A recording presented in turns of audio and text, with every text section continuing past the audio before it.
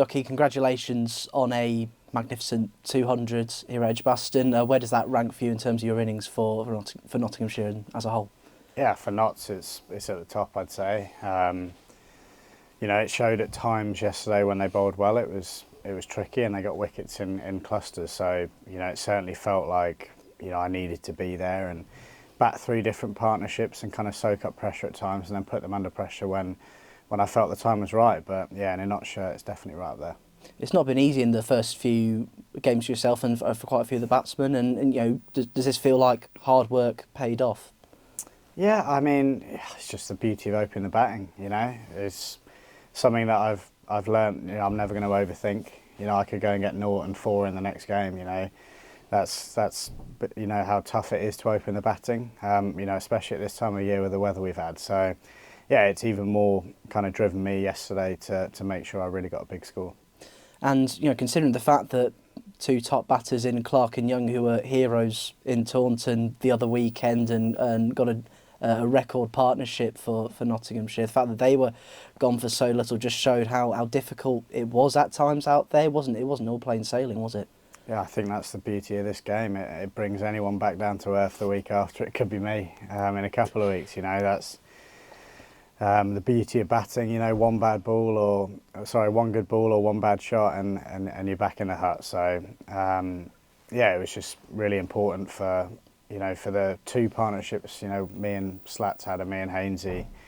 It felt like that kind of pitch. We saw today. It's tricky to start, but when you get 2 guys in, it can be quite free scoring. So, yeah, trying to be mature and build partnerships with guys and bat with them for a little bit until it gets easier. It was a good day.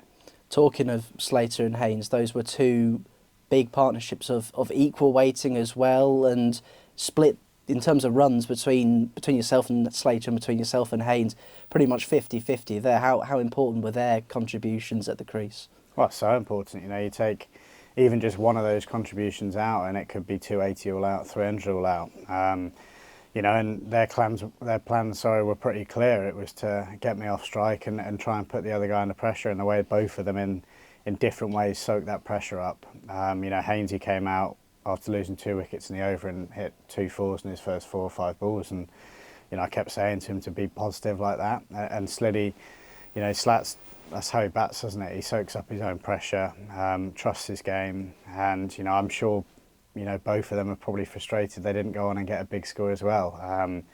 But yeah, I mean, to go and get 400, we've put ourselves in a position where we can win this game even with the weather.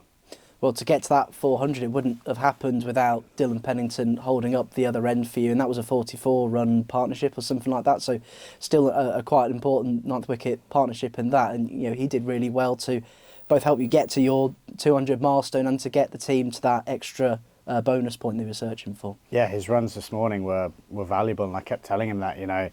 Obviously with the field spread for me, I said to him, every run you can get, makes it slightly easier for me. And for me personally, it's just nice batting with the bowler sometimes. As an opener, you don't get those opportunities, and it's good fun. But yeah, that it's a point to us that on another day we could have been 380 all out and missed that point. So yeah, another crucial partnership.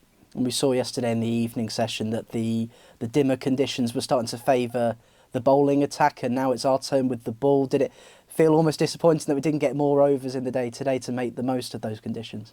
Yeah, I mean, it felt like a day where if we'd have had, that session till tea and, a few nicks go to hand and stuff, we could have bowled them out in a session. It felt like that kind of pitch where with the attack we've got and the pace we've got and the skill of Dane and, Lyndon always seems to find ways to take wickets. It just feels like that one where, if you get 1 or 2, you could go right through them. But obviously the weather's not ideal and we've missed a lot of play today, but it looks similar tomorrow. I think it's going to be tricky for them, and even again on Monday. I don't think we need 2 full days. We're going to have to bowl really well, take our chances and hope for a bit of luck as well. But, a day and a half or less, I feel like we can take 17 wickets there.